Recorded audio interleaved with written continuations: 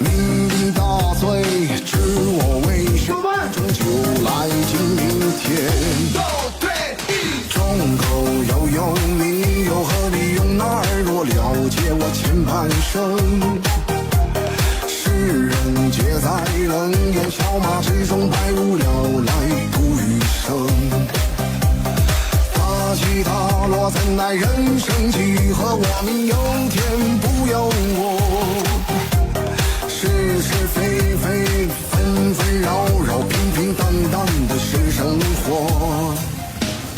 从未想过得过且过。别睡了，起来吃饭了。那么谈着，如果说了混得好，也都不枉费努力。在耀眼的星星，在100年之后也会散去。所有没做到的，现在依然都保持愧疚。我能给你们的，也只有继续和以后。现在我做不到，不代表我的以后不行。只要我马不停蹄的前行，就总会到来光明。